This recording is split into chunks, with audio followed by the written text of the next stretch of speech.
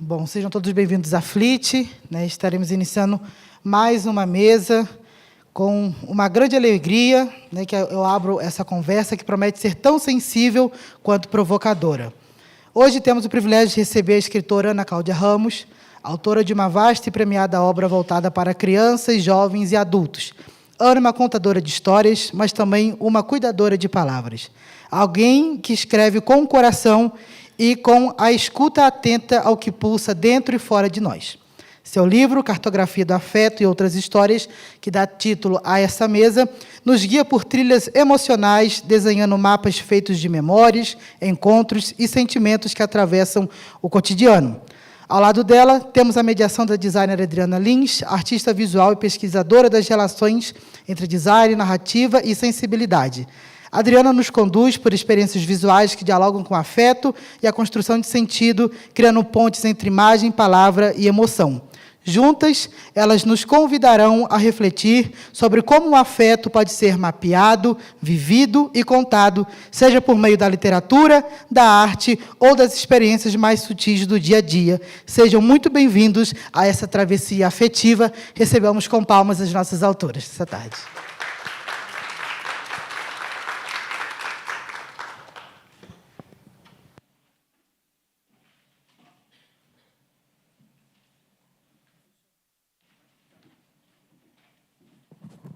Primeiro, eu tenho que dizer que essas palavras foram lindíssimas. Nunca vi um resumo. Olha, depois me dá. Eu gostei. Achei tão muito bonito. Também. Eu falei, uau, que legal. Meu trabalho realmente tem muito disso que ele falou e eu nunca tinha botado dessa maneira. Obrigada, FLIT. Não é? Porque geralmente é uma apresentação sempre tão formal e essa foi tão aconchegante. Digo, nossa, muito obrigada. Que tem tudo a ver com o livro da Ana, que a gente vai falar hoje aqui, Cartografia do Afeto. Primeiro que quando ganhei esse livro, ano passado, eu já achei o título fascinante, né? Lindo, visual, né? Cartografia do Afeto. Dava uma curiosidade muito grande de saber dessas histórias, né? Do que esse mapa está trazendo. E aí, quando eu comecei a ler, eu fui mergulhando e parecia que eu estava dentro das cenas que o livro ia descrevendo. Até falei hoje com a Ana mais cedo, eu falei, esse livro é um filme. É muito, muito gostoso, muito sensível. É tão íntimo e, ao mesmo tempo, se identifica com tantas pessoas, né? E aí, a primeiríssima pergunta é, você começou por qual das histórias aqui apresentadas? Tem hora que é eu, tem hora que é ela, né? Na verdade, assim, Adriana, esse livro, assim, como toda história, né? Todo livro tem a história que está por trás da história, né? O que leva a gente a produzir uma história, produzir um livro. E esse livro é um livro, assim, eu vou ampliar um pouco a tua pergunta para chegar, né, na resposta, né? Como diria meu pai, vamos começar essa história do começo, né? Toda história, para chegar onde ela chega, ela tem uma história pregressa, né? É um livro que ele fala de perdas e de afetos e de uma ressignificação da vida, né? E ele começa especificamente com um conto que passou a se chamar Naftalina, que é o único conto que está na terceira pessoa. É o único conto que está na terceira pessoa. Os outros todos estão em primeira pessoa. É como se tivesse um distanciamento daquilo que não cabe mais, que tem que ficar no passado, sabe aquelas histórias que tem que ficar no passado, que você não pode trazer para o presente, né? Uma vez eu ouvi uma frase muito sensacional, que é, se o passado não tem futuro, ele não precisa vir com você para o presente, né? Aí eu falei, nossa, é verdade, né? É bom. E aí, naftalina nasce como naftalina afetiva. E aí, depois, na reta final já do livro, ele passa a se chamar só naftalina, e o Naftalina Afetiva entra só no finzinho do conto, e ele foi o conto inaugural, vamos dizer assim. E sabe por que eu fiquei espantada aqui de ter sido o primeiro? Porque foi um conto que me deu angústia. Me deu um desconforto, uma aflição, porque é uma prisão, né? Uma prisão emocional que fica concreta na vida dessa pessoa e me trouxe um sentimento assim de querer sair daquele lugar. Foi um desconforto muito grande que eu não senti nos outros. E agora, sabendo que ele foi o primeiro, é muito legal, porque é isso que você falou mesmo, né? Foi uma entrega. E você me perguntou, né, quando a gente estava vindo, a gente veio no mesmo transporte, né, se eu tinha escrito tudo junto, né? E não foi um livro que ele foi nascendo aos poucos. Eu tinha escrito o Naftalina e depois os 60 Minutos. Que é maravilhoso, gente. Que era uma forma de eu começar a digerir as coisas da vida que precisam mudar e que a gente tem que dar cabo de mudar.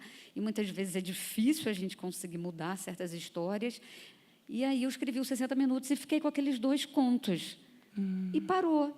Nesse meio de caminho, meu pai faleceu, 4 anos e pouquinho depois, minha mãe faleceu. E aí, no dia que eu fechei a porta da casa da infância, estava eu e meu irmão, a gente se olhou, eu com caixas e mais caixas das fotos da nossa infância, da nossa vida, aqueles bilhetinhos que mãe guarda, né, das cartinhas que a gente escrevia, não sei o quê, eu com aquelas caixas no meu colo, olho para o meu irmão e falei, você deu conta que a gente não tem mais a casa da infância? Aí ele falou, não tinha pensado nisso. Eu falei, a gente está fechando a porta da casa da infância, não tem mais esse chão para voltar. E aí, não ter mais esse chão para voltar me fez pensar muito na vida. E aí, numa conversa com uma amiga muito querida, ela falou assim, você está reescrevendo a cartografia do afeto da sua vida. Aí eu falei, cara, isso é bom, isso é título.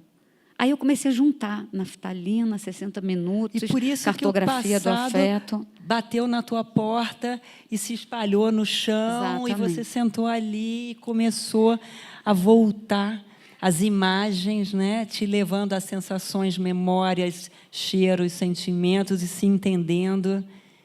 Então, é um livro, sobretudo, que eu acho que ele fala das perdas, mas acho que mais do que falar das perdas, ele fala do que você faz com aquilo que não cabe mais na sua vida, o que você faz com essa perda, com esse vazio que chegou na sua vida, e como que você tem que ressignificar.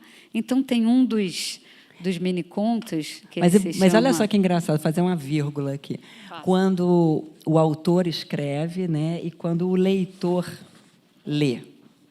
É outra coisa. Porque mais do que... Claro que as perdas, mas é muito o ressignificado e a inauguração de um sentimento, o frescor de uma novidade, o descobrir algo novo. Então, tem muitos momentos, né, inaugurais, você bonitos. Falou do inaugural e exatamente o que eu abri aqui é o Aprendizados, porque ele é permeado por mini-contos e contos. Teoricamente, eles não têm uma linha, mas a gente pode criar uma linha, né, entre por que eles estão nessa ordem e não em outra ordem. E tem o Aprendizados, que é um mini-conto que diz, nunca estamos preparados, a dor sempre tem um momento inaugural. E eu acho que a vida tem momentos inaugurais, tudo na vida é inaugural. Algo que a gente não sabia fazer até hoje é inaugural e amanhã a gente já tem que, né, fazer de um jeito novo. Então, essa dor que inaugura um sentimento novo dentro da gente traz uma transformação e pede uma ressignificação. E o bonito desses mini-contos, que vocês viram, é mini, né? É um respiro muito significativo, carinhoso, reflexivo, entre um conto e outro, ou entre uma história mais longa ali. Aí, de repente, chega um pequenininho que te abraça e, ao mesmo tempo, te cutuca. E a Ana tem um jogo de palavras tão bonito, eu acho muito, muito bacana. Elas são meio tridimensionais, as palavras, porque elas trazem... Nunca tinha pensado nisso. Por isso que eu falei que, muitas vezes, eu me sentia dentro do livro, parecia um filme, parecia... Porque não são apenas palavras colocadas uma do lado da outra, elas te envolvem com muitos significados. E é engraçado você estar falando isso, Adriana, porque, assim, quando eu terminei, eu fiquei numa dúvida, né? Eu, hoje em dia, estou na agência da Lúcia Riff, que é uma agente literária, e mandei, né, para ela e para a Eugênia, que é a minha agente diretamente lá dentro. E eu falei assim, Eugênia, será que isso não é tão só meu, que não vai conversar com o outro? Ela falou, Ana, de jeito nenhum, eu estou aqui atravessada por esse momento de dor inaugural e estou parada nessa frase, não consigo ir adiante, porque ela me impactou de uma forma profunda. Então, acho que ela falou, né, para mim, a cartografia do afeto que você levanta tem a ver com, né, o que você pensa, com a sua história, mas tem a ver com a cartografia do afeto de qualquer um, porque provoca no leitor esse despertar, né, dessa cartografia de afetos, né, que é uma coisa que a gente não pensa na cartografia, né, você não vai medir, você não vai mapear, né, mas você pode medir e mapear o seu afeto a partir da sua vivência, da sua história, de como que você atravessa, né, esse viver, vamos dizer assim. E a maneira que você fala, que você traz isso, ela é tão coloquial, amorosa, direta e, ao mesmo tempo, com tanta... toda transparência, tem muita transparência ali no texto. E ele é poético, sendo... eu acho que carregado pelas justamente as entrelinhas e a emoção de cada descoberta, de cada inauguração. E tem humor, tem leveza, tem autocrítica, tem perguntas e respostas ali mesmo. Então funciona como se você estivesse batendo um papo com você mesmo, o leitor, e com a Ana, claro. E tem uma coisa, né, Adriana, assim, alguns contos tem a conversa de quem está narrando aquele conto com alguém.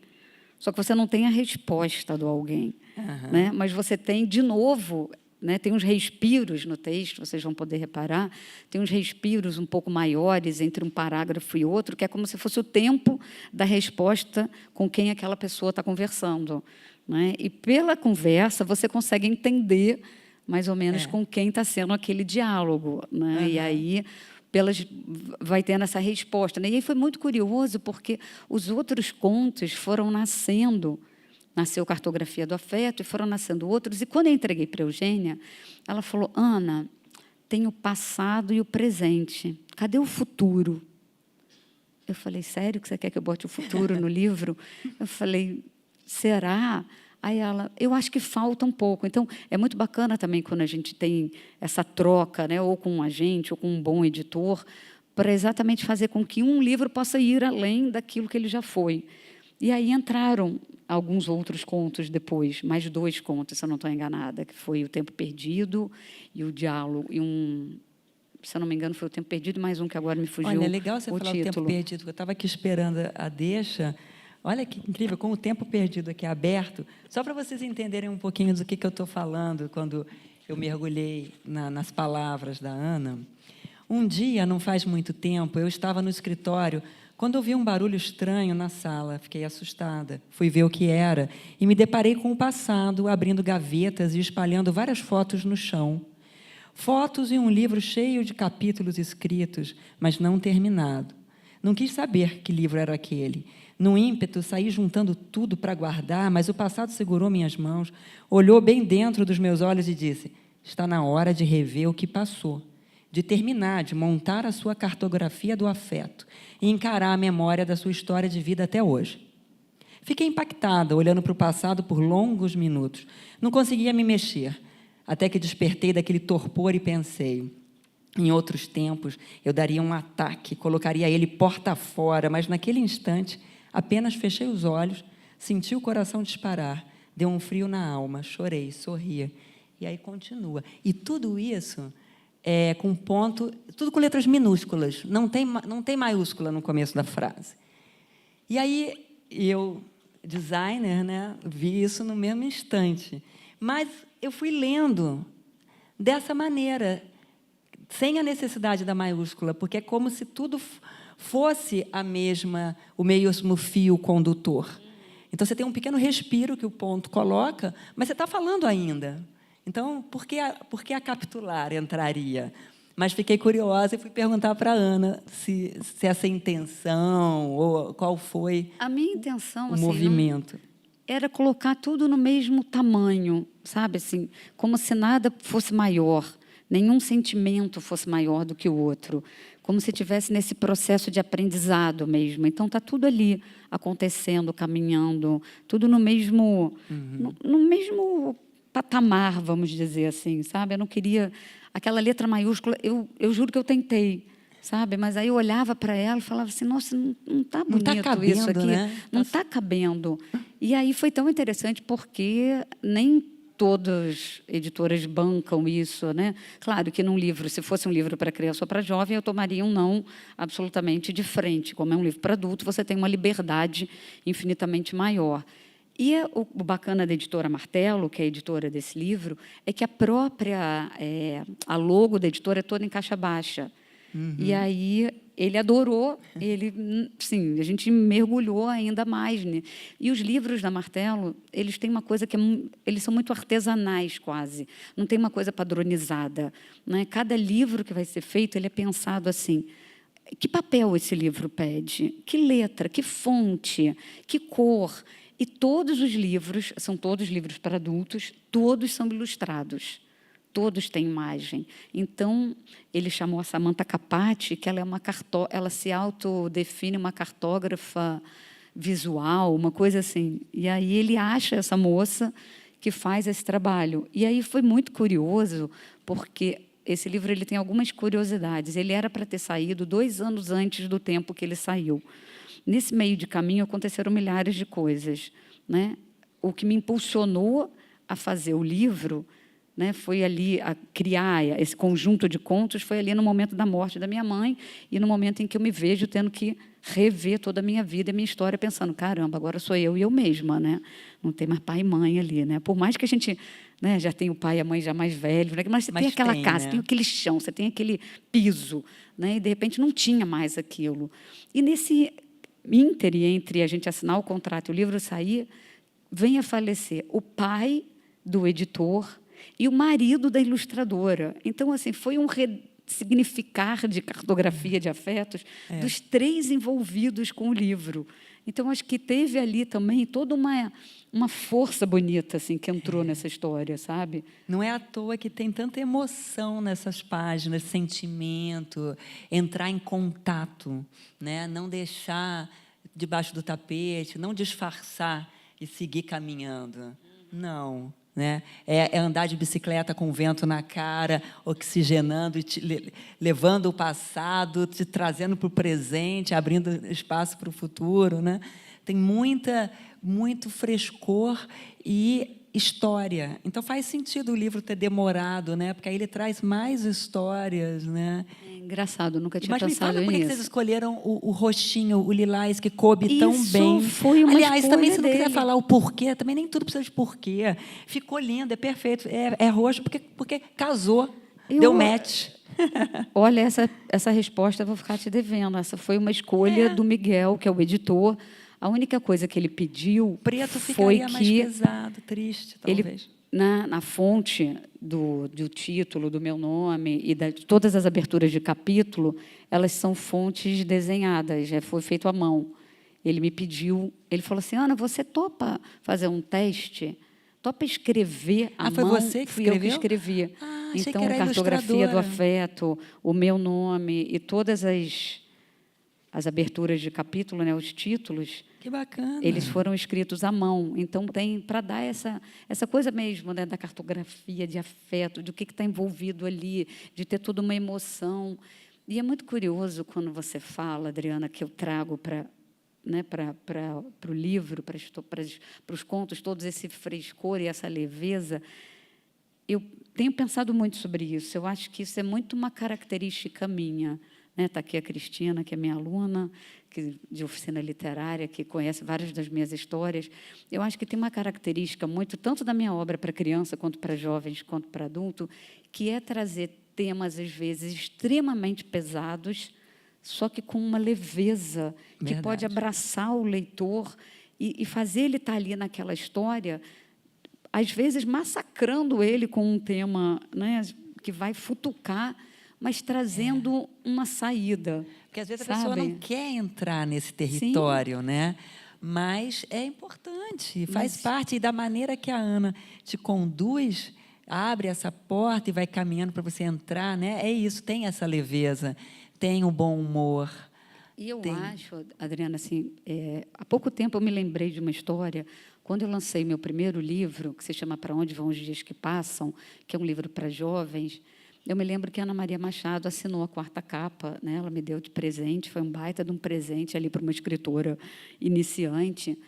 E ela, era aquele tempo que você não tinha WhatsApp, né? Tem 33 anos isso. E aí eu fui encontrá-la para ela me dar um papel datilografado com o texto que eu tive que mandar para a editora. E ela falou para mim assim: Ana Cláudia, você tem noção que você não fez uma história simples, né? E eu assim, só balançava a cabeça. Não tem noção Você nenhuma. tem noção que você não fez uma história fácil, né? E eu, você tem noção que isso não necessariamente vai fazer um sucesso imediato, porque você está escrevendo para uma legião de jovens. Não é todo mundo que tem uma busca quase metafísica sobre a vida. E eu olhando para ela, tipo assim. Mas aí ela falou uma coisa bonita. Ela falou: se esse é o teu caminho, siga. Porque se você não seguir, você não vai estar sendo honesta com você.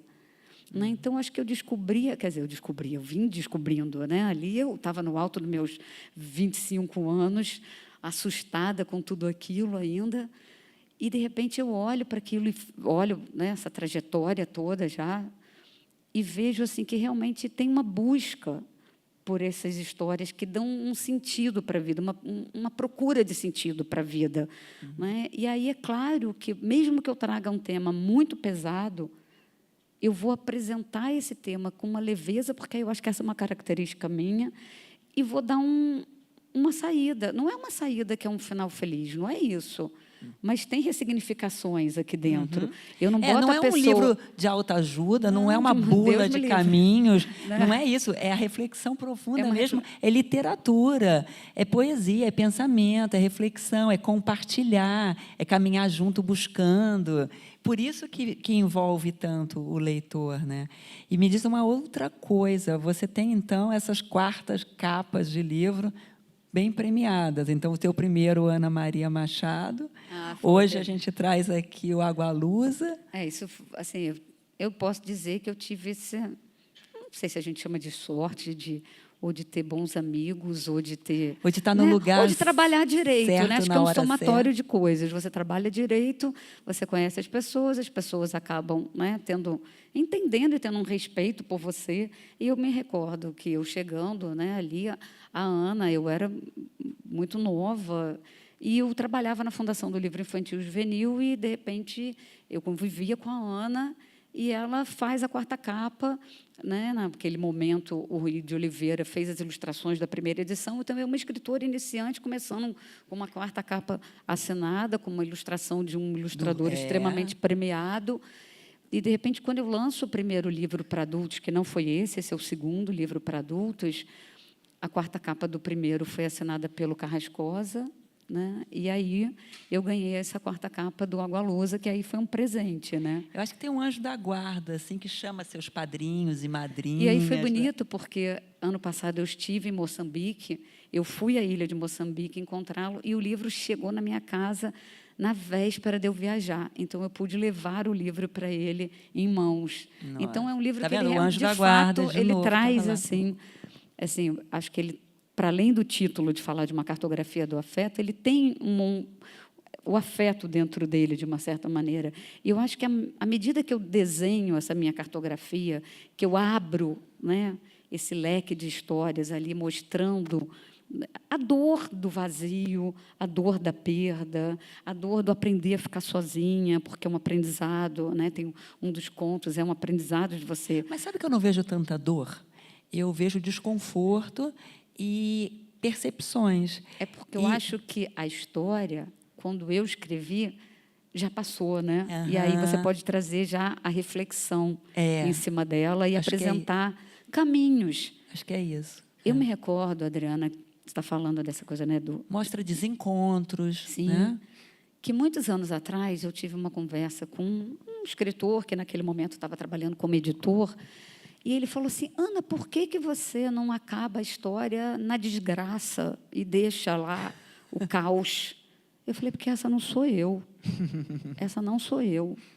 Eu não vou apresentar um final feliz, porque nem toda história tem final feliz, não é isso. A vida não é de final feliz, mas a vida é de aprender a encontrar saídas, alguma saída. Então, por exemplo, vou usar um exemplo. Tá? Tem uma história que se chama A História de Clarice, é um livro para jovens, que é uma história de abandono. É uma menina que tem um abandono profundo por parte de mãe. A mãe não vai voltar. e falar, ai, filhinha, desculpa, perdão, a mamãe errou. E aí ela, ai, mamãe, que lindo. Não, até porque se a mãe voltasse, teria que ser um longo processo de conquista daquela menina que passou 10 anos ouvindo, você só nasceu porque eu não tive coragem de te tirar, e você roubou a minha alegria. Então, essa história da Clarice tem essa marca. Mas ela vai ter uma tia. Essa tia, completamente diferente da mãe, ela vai morar com a tia, quando a mãe faz o que faz, porque, obviamente, eu não vou contar o que a mãe fez. Sem spoiler. Né? E ela vai morar com a tia e com o irmãozinho que ela tem, que aí já é um outro fruto de um casamento da mãe, que tem o mesmo nome da mãe, a mãe André e o irmão é um Andrezinho. Então, tem toda uma construção, né, desse sentimento, da característica dessa personagem, do que acontece. E, no final, vai ter uma saída para Clarice. Mas a saída não está num passe incrível de uma mágica de uma tia fofa que aparece. Está na Clarice ter que aprender a olhar para a vida dela e ressignificar e aprender a amar de novo. Aprender a se sentir amada e não ter medo de se sentir amada. Então, acho que essa é uma característica que, se eu pegar em vários personagens de vários livros meus, tem isso. Né, está na mão daquela pessoa o que ela faz com a vida dela. Então, está na nossa mão pensar assim, o que você vai fazer com a cartografia do afeto da sua vida? O que você vai fazer com a sua dor inaugural? Né? O que você faz com isso? Vai passar o resto da vida, né, chorando com a história perdida, com o amor que você desejava que fosse a promessa do para sempre, e ele acaba de uma forma trágica? Ou você vai fazer o quê? E o bom é que são essas reflexões, mas numa conversa estimulante, inteligente, com esse jogo, com essas palavras que eu falei no início, que são muito tridimensionais, porque elas criam todo o cenário, todo o contexto. Eu realmente visualizava tudo enquanto eu estava lendo ali. Era muito cinema mesmo. Então, não está ali para dar receita da bula, na receita do bolo para ninguém. Por isso que é literatura. Literatura, assim, do mais alto gabarito. É uma delícia poder dominar uma língua dessa maneira, fazer bom uso das palavras e surpreender no encaixe delas, na construção daquele sentimento. Poderia ser dito de 1000 formas. E poderia ficar chato, poderia ficar bobo, poderia ficar rasteiro, e poderia ficar profundo, verdadeiro, poético, a vida, que é como a Ana faz. Então, é literatura, né? É muito bom de ler. Você está falando isso do visual, agora eu me lembrei de um dos contos, né? Aí não tem como falar sem dizer com quem é o diálogo. É um diálogo com a morte. E esse dia do diálogo com a morte foi muito interessante, porque eu acordei, estava tendo estava ventando, eu moro numa casa, eu não moro em prédio, e a janela começou a bater, assim, fazer um barulho, e eu acordei. E aí aquele diálogo começou a entrar na minha cabeça, tipo assim, como se a morte estivesse me acordando para uma conversa com ela, né? Então, é todo esse diálogo. E foi muito construído, porque aí eu desci, eu fui tomar café, e aí eu fui visualizando como se eu estivesse tomando café com a morte ali do lado, batendo um papo comigo. Então você visualiza. Por isso que a gente, quando está lendo, está visualizando tudo. Foi escrito desse jeito. Os 60 minutos, né? Que essa coisa é que você pensa, mas você jura, né? Que os 60 minutos você estava falando com a morte? Não é os 60 minutos, não. 60 minutos, não. É que senão você, dando spoiler, ele perde a graça inteira do livro. Os 60 minutos né? não era com a morte. Não, 60 minutos não. Não dá spoiler. Né? Os 60 minutos tem aquela coisa, né, de que está ali falando, contando, né, da bicicleta, Sabe do o que vento. Uma coisa que eu achei muito, que me deu uma sensação muito boa com 60 minutos? Ele deu um alívio para a naftalina. Aquele desconforto que eu fiquei no naftalina, 60 minutos, e nem é tão pertinho, né, um do outro. É perto, mas não é, eu acho. Ele traz, então, muito, muito sensorial. É engraçado porque o naftalina era de abertura na minha cabeça. Quando eu mandei para a editora, tinha uma ordem, uma sequência dos contos na minha cabeça. E quando a gente foi editar, foi legal, porque eu já 2 anos tinham se passado, então você tem um distanciamento imenso do texto, você está desapegada, né, emocionalmente dele. E aí o Miguel Jubé, que é o meu editor, ele falou, Ana, vamos mudar um pouco. Eu pensei numa outra trilha.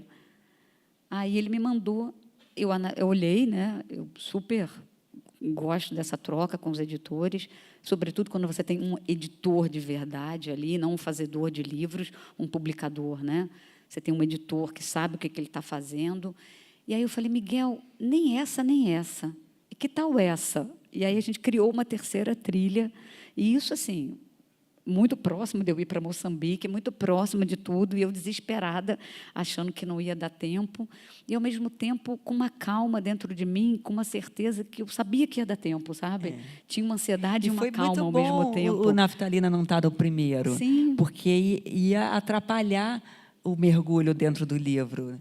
Porque, na hora que você já está entendendo a história, as histórias, a autora, o sentimento, o tema, aí chega a naftalina, você recebe, mas você já sabe do que se trata. Se ele fosse o primeiro, talvez atrapalhasse. O que é o primeiro hoje era o último antes, para vocês terem uma ideia. Ah, que bacana. A gente inverteu completamente a ordem. E essa inversão da ordem foi, para mim, era uma coisa do tipo, então, agora que tudo acabou, vai, e ao contrário, ele manda ir para começar, né, e não para ao término da história. Assim. E, para a gente ter essa noção do tempo, o primeiro você escreveu em que ano? O primeiro foi, talvez, o último, em 2021. Não, o primeiro que você escreveu, não o primeiro que eu escrevi foi em 2017. Então, foram uns 4 anos. Aí eu terminei, eu escrevi em 2017, Naftalina, 60 minutos. 5 anos. 2018, 19 e 20... Não, e aí, 2020, eu comecei a escrever os outros. 2019, 2018, 2019, eu não escrevi... Você escreveu durante... Eu escrevi outras coisas, mas não escrevi isso. Minha mãe morreu em fevereiro de 2020. Então, você escreveu durante a pandemia? Eu escrevi durante a pandemia. Uma parte do livro, assim, né? E aí acabei, acho que... Agora, tem um lapso de tempo aqui na minha cabeça, se eu acabei em 2021 ou se eu acabei em 2020. Eu acho que eu acabei em 2020 na minha cabeça, aí a Eugênia me provocou para eu escrever mais, e aí eu terminei no iníciozinho de 2021. E mais o tempo de entender a produção, que você disse que ainda demorou também, que teve um intervalo. Sim, então, ele só saiu ano passado. 2024? Né? 2024. Era para ter saído em 2022, não saiu. Aí a gente jogou para 2023. Em 2022 já seria essa quarta capa também? Ou em 22 era outro momento? Não seria. Tá vendo? Não seria. Nada é à toa. Não, né? nada é à toa. Né? E ele sai às vésperas de eu ir para Moçambique, que era algo que não tinha nada a ver com essa história, né? Vislumbre de ir para essa viagem. E, de repente, foi uma viagem que nasceu de uma forma muito afetiva, se a gente puder dizer, porque cada vez que o Água Lusa postava as fotos dele com o mar da ilha, eu brincava, um dia ainda vou remar nesse mar. Ele falou, vem, Ana. E aí, um dia, ele foi, né, ele estava aqui no Brasil, estava lá no Rio de Janeiro, fez uma palestra, e ele falou um negócio, eu falei, cara, eu preciso te entrevistar para um projeto que eu quero fazer. Aí ele falou, pronto, você vai para a ilha, você me entrevista, você rema e está tudo certo. Falei, como, né? Só virei para ele e falei, fechou, combinado. Aí ele falou, quero ver. Eu falei, não, combinado. Aí ele, você vai mês que vem? Eu falei, que mês que vem? Calma, não é assim, você não planeja uma viagem assim, né? Falei, mas eu vou no próximo ano. E aí juntei a vontade de ir para a ilha com a vontade de fazer uma das caravanas do Fraternidade Sem Fronteiras e juntei tudo e fui num pacote e o livro foi junto. É quando a gente tem um propósito muito claro, né? A gente consegue ver as oportunidades, ou o desejo vai deixando mais nítido por onde que a gente tem que caminhar e as coisas se realizam. Eu acho, Adriana, assim, cada vez mais eu acho, e isso é fruto do que eu venho estudando há muitos anos e fruto do que eu quero, de um próximo livro que eu quero fazer, que é falar exatamente dos processos criativos e da ligação com algo que é maior. Né? Porque muitos escritores falam, nossa, eu sonhei com a história, eu acordei, a história estava na minha cabeça, né? Eu estava andando na rua e, de repente, eu me deparei com exatamente a mesma cena do que eu estou escrevendo, essas sincronicidades. Então, eu venho pesquisando isso há muito tempo. Então, hoje, eu acho que eu posso dizer que tem uma calma dentro de mim de entender que, calma, vai dar certo. Se não saiu é porque não era para sair, se não aconteceu porque não era para acontecer. E não é uma coisa de comodismo, porque uma coisa é você ficar ali parada, querendo esperar que a coisa aconteça, e não é isso. Né? É você trabalhar a sua vida E eu acho que o Cartografia tem um pouco isso, né? Como que você trabalha a sua história, como que você se coloca diante da vida, o que você faz com a sua própria história, né? Tem muito isso, se a gente parar para pensar. E o que a gente faz com a nossa história para fazer ela andar e não ficar estacionada, né? E aí a vida vem e vai colocando as coisas no lugar. Só que a gente tem que estar atento aos sinais que a vida dá para a gente, né? Para a gente pegar aquilo ali na hora certa e saber, pô, o caminho é esse aqui, não é aquele ali. Não. Talvez, se eu tivesse 10 anos atrás, eu teria ficado numa angústia profunda do livro não ter saído. Mas você falou de estar atento. Já é o que a Ana Maria Machado falou lá no seu primeiro livro, né? De uma pessoa muito atenta à vida, aos propósitos, ao que eu estou, em que lugar que eu estou. Que ela falou, nem todos os jovens querem estar sendo cutucados, né? Nem todo mundo está parando para pensar isso. Nem todo adulto também, né? Nem todas as pessoas querem. Porque, assim, eu acho que a proposta, quando essas histórias que estão aqui no Cartografia, ou que está lá no Para Onde Vão os Dias que Passam, é uma coisa que dá uma futucada no outro e fala assim, e aí, o que você está fazendo? Como é que é? Né? Assim, que eu falo que se modificar, se autoconhecer, dá muito trabalho, né? Então, mas o que a gente faz com a nossa vida? A gente passa o resto da vida ali estacionado reclamando, ou a gente transforma aquela história em alguma coisa? Só que para transformar em alguma coisa, você tem que ter trabalho, né? Então, os 60 minutos tem 2 contos que um pouco falam disso, que é os 60 minutos, e um outro que é um diálogo muito específico, que eu não vou dizer com quem. Mas, ao mesmo tempo, mostra que faz parte dessa busca. Mostra que você tem que ter trabalho, mas que... não precisa ser sofrido. Exatamente, também. O resultado é muito bom. Então, não é aquela noção do trabalho penoso como um problema, como um cansaço, né? Tem que ter movimento, tem que ter empenho, né? No trabalho nesse sentido. Tem que ter atenção, curiosidade, vontade, sonho, desejo, ou seja, vida, né? Vida e afeto. E eu estou sem relógio. Quem me orienta? Faltam 15 minutos. Pode ver se alguém fazer pergunta também. Tem um conto que se chama Libertação, que diz assim, é um dos mini, né? Abrir os potes dos ódios passados, ter coragem de sentir o cheiro de cada um e descobrir que tudo se esvaiu nos degraus do tempo interior. Né? Não é um tempo qualquer, é o seu tempo interior que já deixou aqueles ódios passados irem embora. Não sei se alguém quer fazer perguntas.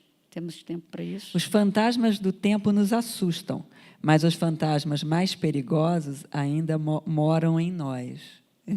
Agora, o bacana é porque isso vem assim, um soprinho, depois de uma coisa mais longa, que está já te preparando para alguma sensação, alguma reflexão, e a curiosidade de ver como é que aquela pessoa também vai destrinchar aquilo que ela está passando, o que ela está falando.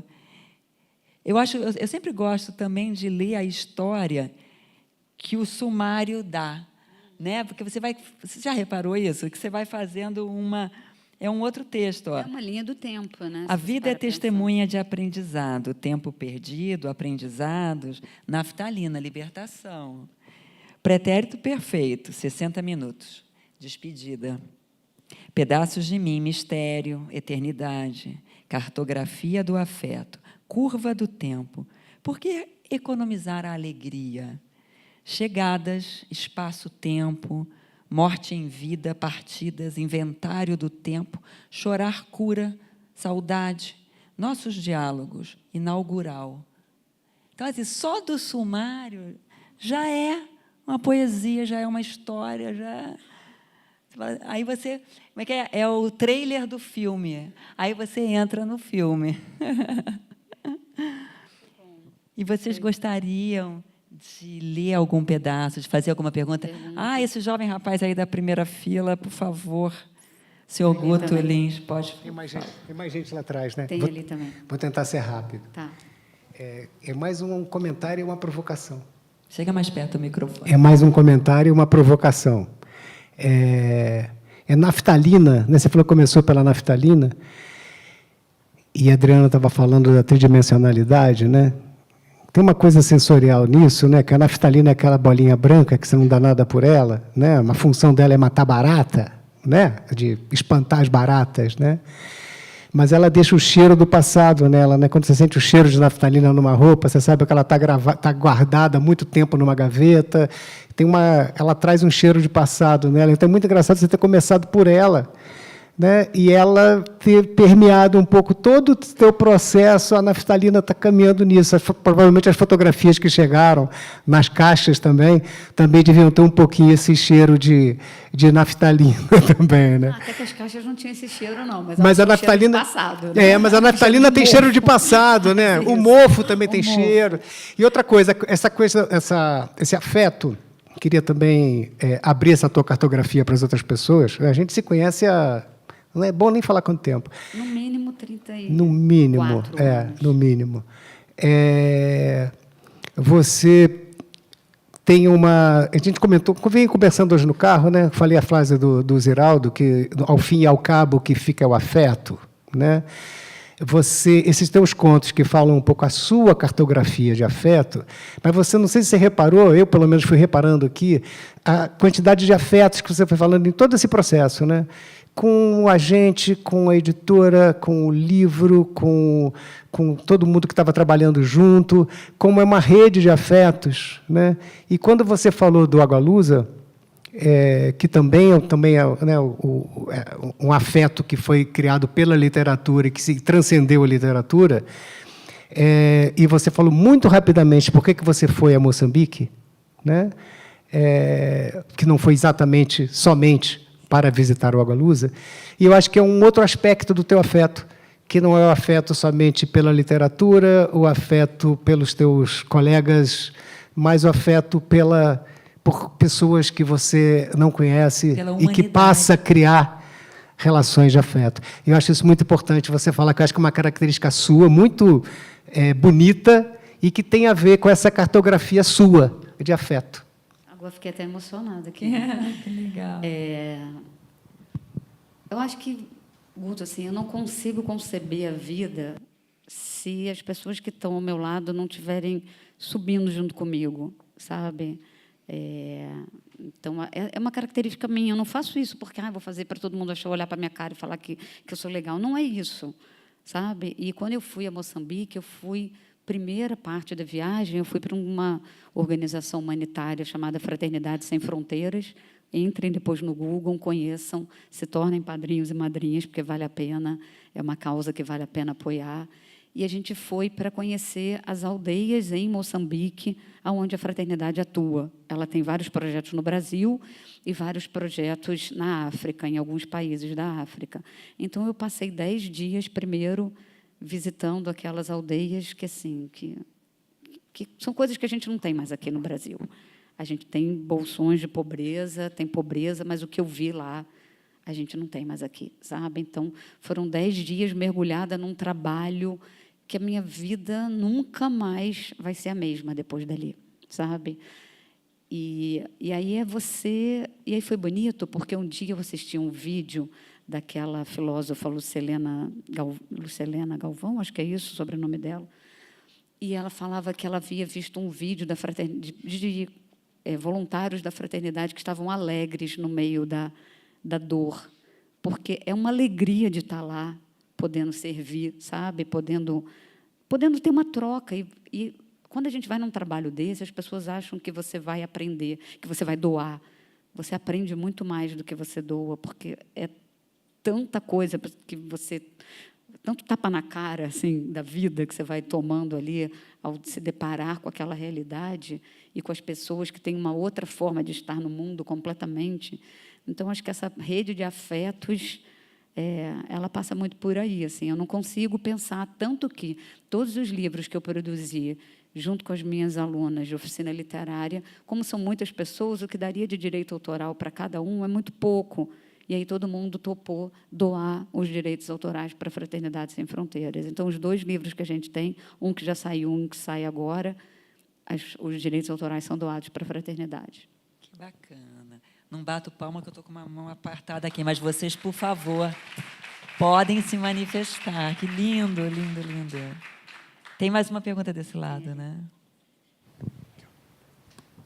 Opa, tudo bem? Meu nome é Luísa, Eu sou estudante de arquitetura e, nas horas vagas, eu escrevo bastante também. E eu fiquei pensando, porque você disse sobre o seu próximo livro e sobre essa escrita que me parece muito autobiográfica, e eu fiquei pensando assim, como nutrir esse olhar sinestésico para as coisas, sabe? De ver uma coisa no cotidiano, como, por exemplo, a janela que abriu, né, naquele dia, e aí você pensou numa conversa com a morte, sabe? Como nutrir esse olhar assim mais, sei lá, artístico, enfim. Olha, eu que venho primeiro da literatura infantil e juvenil para a literatura adulta, que é um caminho muito diferente de quando está na literatura adulta e vai para a literatura infantil, né? Mas, enfim, a gente não está aqui para fazer esse debate hoje. Eu acho que de um modo geral, os escritores que escrevem para criança, eles têm uma ludicidade dentro de si muito profunda. A gente tem quase esse frescor da vida, do brincar da criança. Eu falo que eu me tornei escritora porque eu não queria parar de brincar. Porque quando você cria, quando você escreve uma história, você cria um mundo. E o que a gente faz quando a gente é criança? A gente não cria um mundo da brincadeira? E o mundo da brincadeira precisa de uma lógica muito coerente. O mundo das histórias também precisa de uma lógica muito coerente. Então, acho que esse frescor, essa menina, Ana Cláudia, que eu fui, ela está muito viva dentro de mim. Então, você tem esse olhar mais atento, talvez, para essas coisas cotidianas que te trazem para uma história, sabe, para algumas coisas. E eu poderia ficar aqui horas contando como cada uma das histórias que eu escrevi nasceu, como cada uma tem uma relação com algo da vida, com algo de uma coisa muito cotidiana, né? Ou o próximo livro que vai sair, que é um próximo livro que é para adultos também, que aí ele já nasceu de outra forma muito diferente, numa história extremamente inusitada, e que eu conto uma história que tem uma coisa autobiográfica também, que é uma história de família, que eu cuidei de uma tia, depois que meu pai e minha mãe faleceram, sobrou uma tia, e, obviamente, que, né, ela acabou... Eu fiquei responsável por ela, ninguém quis ficar responsável por ela. E eu pensava, meu Deus, por que será que essa história caiu para mim? E, de repente, foi juntando partes da história, do que a minha mãe me contava e do que a minha tia foi me contando. Eu falei, gente, eu preciso escrever essa história, porque eu achei que a minha família não tinha nenhuma história pesada. E, de repente, eu descobri uma história escabrosa que ficou apagada por 70 anos. E aí nasceu de uma forma muito inusitada, mas aí isso aí é para o próximo ano, contar essa história, né? Ela já não cabe aqui. Então, as histórias, elas nascem, às vezes, de coisas muito simbólicas, muito de repente, como um livro para criança que eu lancei agora, que se chama Tem um Elefante Sentado no Meu Coração, que nasceu num dia que eu estava exausta. Cheguei em casa, estava muito cansada, estava chateada. Falei, cara, parece que tem um elefante sentado em cima do meu coração. Quando eu falei isso, eu falei, opa, isso é bom. Aí dá samba. Isso aí, da história. Aí, em vez de ficar cansada, eu comecei a ficar pensando nos elefantes, né? E o que eu podia fazer com eles. E o coração foi ficando mais leve, né? E aí o coração vai ficando mais leve, e eu fui dormir com os elefantes. Eu acordei, minha casa estava cheia, minha filha ainda estava morando lá, tinha gente lá em casa, porque estavam filmando um clipe, estava um caos, a casa estava uma zona. Eu deixei todo mundo tomando café e fui para o escritório, e, de repente, algumas histórias vêm muito rápido, outras levam anos. Essa veio muito rápida. Eu sentei e escrevi o Tem um Elefante Sentado no Meu Coração, né? Está aí, se vocês quiserem conhecer, acho que está aí também, a editora mandou para cá. Qual é a editora, Ana? É a Elo. Ah, sim. Né? E é uma história que, na verdade, está falando de um assunto super pesado, que, no final das contas, eu não escrevi com esse propósito, mas ele é quase uma história que fala sobre depressão, sem sequer tocar nessa palavra, né? E aí eu acho que, quando a gente faz literatura, sabe, Adriana, seja para criança, seja para jovem, ou seja aqui para adultos, o tema nunca pode ser maior do que a história. Uhum. Porque, se o tema for maior que a história, a gente não está falando de literatura. Vira cartilha, né? Ou vira cartilha, ou vira livro informativo, e está tudo bem. Tem espaço para tudo. Mas a gente não está falando de literatura. Né? Então, por exemplo, aqui, essa cartografia poderia ter virado quase um manual para dizer com o que você vai fazer para transformar a sua vida. E não é isso. Aqui são provocações, reflexões sobre um viver. E eu acho que esse frescor, né, como olhar para o cotidiano, é treino, sabe? É você não perder esse olhar muito, quase que ingênuo para a vida, sabe? De você olhar aqui, de repente eu estar aqui, ver uma cena que pode virar uma história, sabe? Mas eu posso falar uma verdade? Pode. Olha, Não sei o que ela vai falar, mas poder ela pode. está dentro de você, Ana. Está no teu olhar. A pessoa está lá com o coração pesadíssimo. O poeta vai falar, nossa, parece que tem um elefante pisando aqui no meu coração. O Naftalina Afetiva. O poeta. E os dois títulos, né, Adri? Naftalina Afetiva e Cartografia do Afeto nasceram de uma conversa com essa mesma amiga minha, né, que é uma amiga muito querida. Tem que dar royalties que a gente pra se ela, encontra hein? pouquíssimo, mas quando a gente se encontra, porque a gente não mora na mesma cidade, quando a gente se encontra, é aquela amiga que é amiga de verdade mesmo, né? Lá na minha outra vida, nessa vida, que eu brinco que teve uma outra vida nessa vida, que ela falava assim, cara, você está parecendo uma naftalina afetiva na sua vida. Aí eu falei, opa, isso é bom. Aí, em vez de eu continuar naquela tristeza, é como se aquilo me tirasse daquilo e eu fosse inventar alguma coisa para aquilo, Então, sabe? se você reparar os músicos, né, é isso, é a sensibilidade do artista na sua aptidão. Você trabalha com as palavras, né? Quem trabalha com o ritmo, com a melodia, é isso. Você vê a folha da árvore caindo, para muitos é só a folha da árvore caindo e ali vira uma música, né?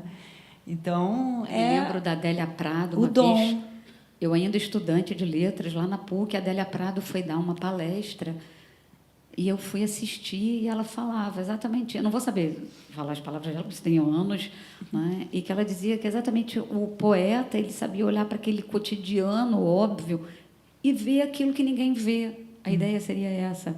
Né? Então, está ali um giz, eu me lembro que ela falou sobre o giz no quadro negro, que é só um giz e um quadro negro. Mas aí ela falou poeticamente sobre o giz e o quadro, sabe? Então, é você saber transformar, usar as palavras para transformar elas em história. Uhum. E aí é isso, né? Não tem jeito.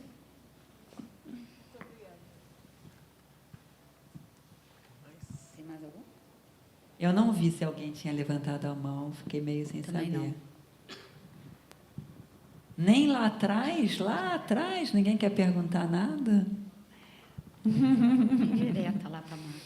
Fazer uma parte, uma associação de ideias. Ó, a gente está cumprindo o tempo. Arrisca. É? Não sei. Ah lá, Marta vai fazer E, uma Igor, pergunta. como é o esquema? A dá gente tempo. tem a mesa de autógrafos ali atrás, aqui no... Obrigada.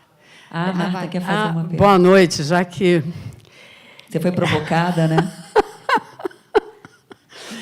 E essa última fala aí é da Ana Cláudia Ramos. Eu sou Marta Lagarta, assim nomeada pelas crianças, né? Aí continuou, então todo mundo me chama de Marta Lagarta, escritora, poeta.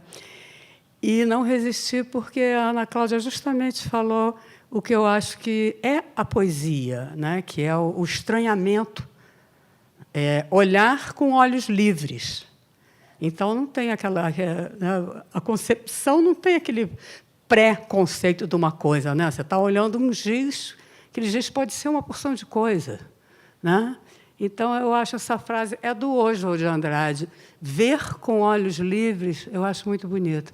E tem também outra, de um outro poeta, que fala assim, eu aprendi com meu filho de 7 anos que a poesia é aquela coisa que eu nunca vi. Quer dizer, você está sempre com os olhos novos, com os olhos livres. Foi o que a Ana falou, né? Esse estranhamento. Eu gosto muito disso, Ana. Esse é meu à parte. Assim, agora mesmo eu estou escrevendo um livro que é com mais 3 autores. Então, cada um escolheu um bicho, sabe? Então, eu, por exemplo, escolhi o cachorro. A outra é a onça. O outro é o elefante, o outro é um pássaro. Então, a gente, por exemplo, pega uma porta e cada um tem que fazer uma definição poética do que é uma porta, do que é uma cama, vamos supor, o que é uma árvore. Então, você viaja nessa coisa, né, o estranhamento do como é que o cachorro vai definir um sofá, Né?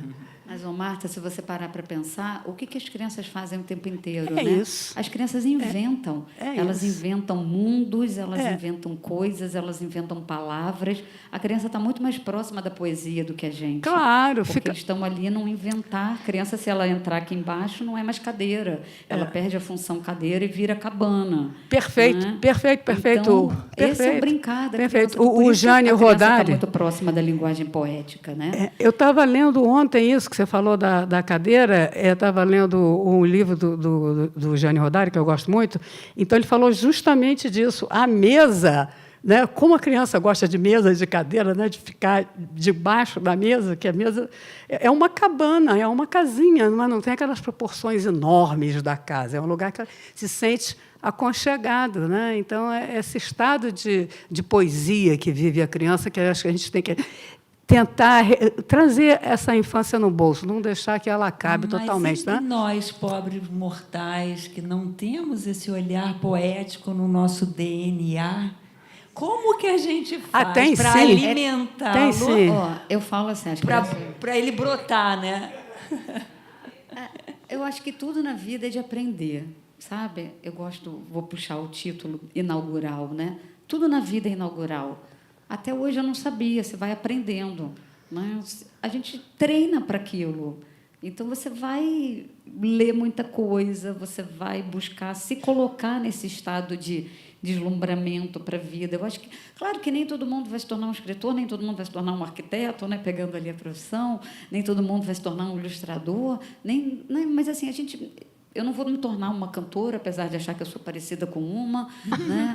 Já passei todos, eu poderia ficar horas aqui contando todas as cenas que eu já vivi na minha vida. Né? Mas, enfim, eu não vou me tornar uma cantora, mas eu posso aprender ali alguma coisa, eu posso descobrir como é que se faz, eu posso aprender a me deslumbrar com a vida. Né? Acho que a gente está pouco deslumbrado hoje em dia. A vida está tão pesada, a vida está tão amarga. Tem uma demanda a vida para tem que uma ela demanda seja prática, né? E que impede para a gente ser hoje. Né? E a arte não pede só hoje, a arte pede tempo. Sabe? Não dou conta quando eu vejo no Instagram um sujeito vendendo um curso dizendo que o outro vai virar um best-seller em um mês. Isso é um engodo. Sabe? Isso é um absurdo. A arte pede tempo, ela pede, né, que você aprenda a maturar, que você aprenda a depurar. Sabe? Eu acho que, e você depura na arte, você depura como pessoa também. Então, acho que eu venho nessa busca comigo mesma de me depurar para eu ser melhor para mim mesma. E aí parece que você fez o livro em 2 dias, em 3 horas? Não, em 58 anos. Sim. Por exemplo, tem o primeiro livro que eu fiz para adulto, que se chama De Onde Vêm Essas Vozes, foi um livro que ele ficou, entre eu ter ideia e eu, de fato, terminar de escrever, foram 14 anos. Só que, quando eu fui escrever o livro, eu escrevi ele em 1 mês e meio, mais ou menos. As pessoas você escreveu esse livro em 1 mês e meio? Eu falei, não, escrevi esse livro em 14 anos. Eu passei 14 anos maturando sentimentos e pensamentos dentro de mim para chegar naquele momento e estar pronta para escrever ele em 1 mês e meio. Mas eu não escrevi ele em 1 mês e meio. Porque a gente vai se preparando para tudo na vida. Então, quando você fala onde achar isso, né? É inaugural, tem que aprender. Chega um momento que a gente aprende. Eu não quero ir embora dessa vida sem aprender a tocar piano. Eu vou me tornar uma pianista? Obviamente que não. Mas se eu estiver ali tocando 2, 3 músicas, né, num tom errado, está tudo certo, eu estou feliz, porque eu vou aprender alguma coisa. Né? Assim, quando chegar na próxima, eu já sei um pouquinho. Né? E aí, na próxima, eu treino mais. E aí por diante. Né? E esse Cartografia do Afeto, eu, enquanto estava lendo, ficava pensando assim, preciso dar para fulano. Fulano vai adorar isso aqui. Isso daqui é a cara do fulano. Então, eu acho que é imperdível. Conversa com muitos lados da gente. Nos aproxima muito da Ana Cláudia, o que é um prazer sempre. Eu convido vocês a mergulharem nessa cartografia, nos afetos que a vida entrega para a gente, nos afetos que a gente não percebe, mas estão do lado, na coragem que a gente, como em vários momentos aqui, né, nasce porque existe o medo, senão a gente também nem percebi a coragem, né, de entrar em contato com os afetos e construir os nossos mapas. E é uma boa inspiração aqui, viu? Podia ter uma Sejam- vendedora de livro melhor do que essa, né, gente? Olha isso. Estão Né? todos Obrigada, convidados. A gente aguarda a Ana Cláudia lá em cima, então. Muito obrigada, querida. Foi muito lindo. Obrigada, gente.